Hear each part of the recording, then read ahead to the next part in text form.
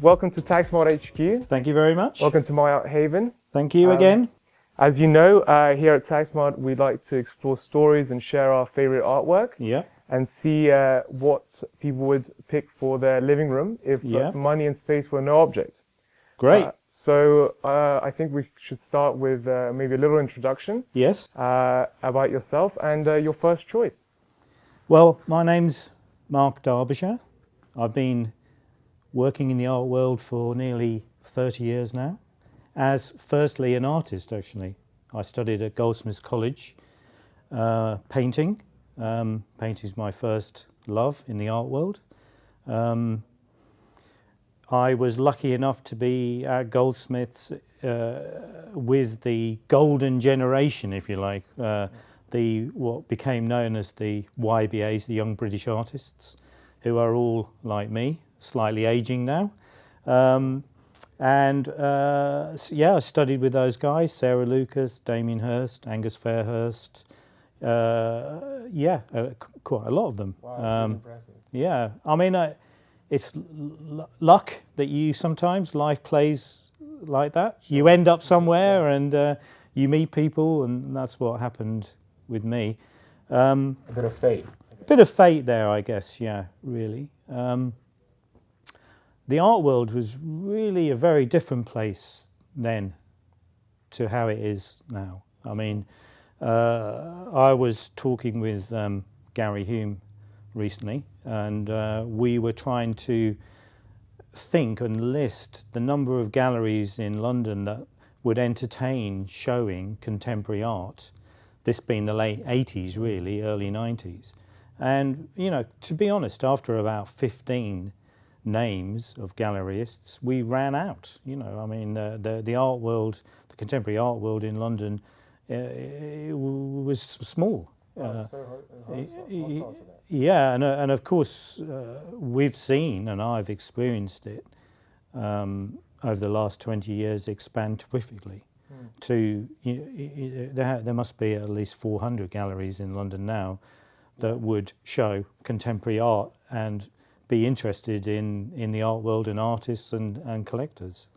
So would you say that's the difference because of the galleries or the demand from the collectors? Well, I mean, that's a chicken and egg. Yeah. What comes first, the collector or the gallery? Right. The galleries need collectors, obviously, to buy things. Artists need galleries to display their work, and they need collectors to buy artwork. Sure.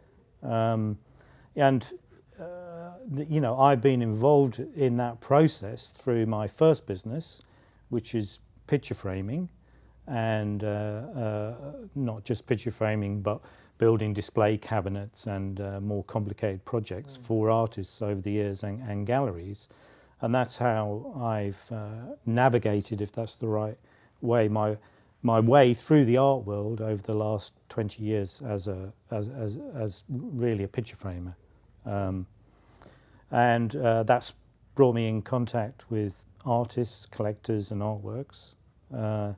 And to be honest, it's a fabulous world to work in, you know. I mean, you know... Difficult sometimes. It's difficult, but interesting. It's never not interesting, and you never know what's around the corner. Yeah. Absolutely, you never know what's around the corner. There's an energy in the art world that perhaps you don't feel or see in other walks of life.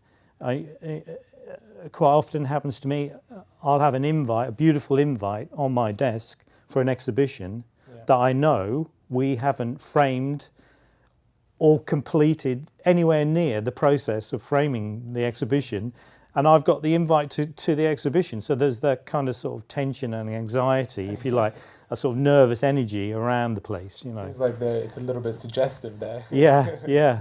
You know, it's like, you know, I enjoy the art world, I enjoy artists and talking with collectors, and that was one of the things that interested me with Tagsmart, and how I became one of the co-founders with Steve Cooke of Tagsmart, was really my wish and desire, which has always been here, to enable artists to sell more work.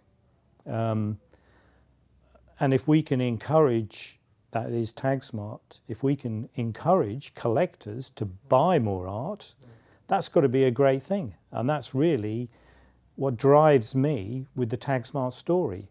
Encourage collectors to buy more work, support artists by doing so, and support galleries by doing so. Right. And just get the message across that actually contemporary art and the art is a fascinating story. There's huge stories behind artists, artworks. Yeah, it's fascinating, really. Sure. Yeah. Very interesting. Thank you for that. So maybe you can tell us a little bit about your first choice for My Art Haven. Well, I thought I'd try and divide it up slightly, and I thought the first one we might do is an exhibition, which is running currently now, end of 2017 into the beginning of 2018, of an artist called Catherine Story, who I first encountered at the Carl Friedman Gallery. Well, it must have been 2012, I think, I first saw her work. I was taken by it. Also, she was in a small survey, painting survey at the Tate Gallery, which I saw as well, and she has this exhibition now in a space in Shoreditch called Pier, one-person show. Very interesting. If you've got the time, you should definitely try and get over there and have a look. Her work has got big stories behind it, big references, which you don't necessarily get at first contact with them because you're just engaged with the kind of monolithic cubist structure of the work, if you like. It's then, like a lot of contemporary work, reveals itself slowly. You know, it's not an immediate engagement. But the more you look at the work and read about her and what she says about her work, you discover all these stories about Cubism, about early silent filmmaking that references in the work. I love that. I love that. Yeah. And she's an artist I think is really worth following. Yeah. Great first choice. Yeah. And I guess what's your second choice? Well, the second choice takes me back to and makes me remember my time painting as an artist as well. Is if I could have one painting, which I can't because it's in a museum in America, but it's a William de Kooning painting. And it's called Door to the River. It was painted in 1960. It's a very fluid painting. It's pushing paint around on the surface. It's semi-abstract as a lot of his work is. It's nearly 60 years old, the painting, actually, which is unbelievable when you look at it, because it just looks so fresh and contemporary.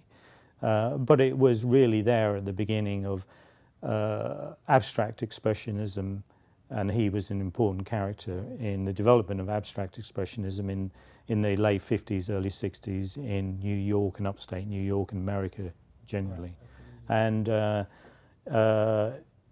if I could have that painting, I would have that painting. Yeah, well, money and space and the object. Yeah. And what have you got for us for your final choice? Well, I thought, and it's somebody that I look at quite often when he's exhibiting in London, but like to keep track of what he's doing around the world because he is a very international artist, but based in America, Theaster Gates. He's an interesting artist because he collaborates across disciplines. He works with architects, he works on a social level, he works with communities, he works also in galleries as well. But it's perhaps what I find interesting about his work is and are the things he does in his own communities. One of the projects that he initiated in Chicago, South Side Chicago, was a project where he bought very cheaply derelict buildings that were just left to rack and ruin, basically, and got the community and other artists and himself to refurbish these buildings to create little drop-in centres, if you like, social drop-in centres where the community could be involved with the creative process and with artists. So he turned these buildings into libraries.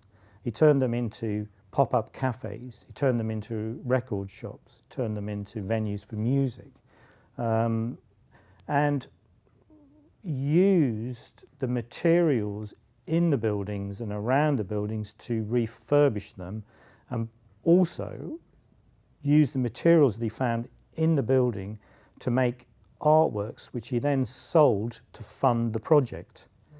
So the collaboration and the kind of circular notion of his artwork being about how do we fund this, how do we make this work, how do we integrate art and artists into the community is, I think, very important, and one that he's tackling. Wow, that's hugely fascinating. Yeah, and I really think you should, everybody, I would say, have a look at Theaster Gates, because you know, and listen to his music and his interviews, and get engaged with his artwork, because I find him fascinating. Yeah, very powerful. Yeah.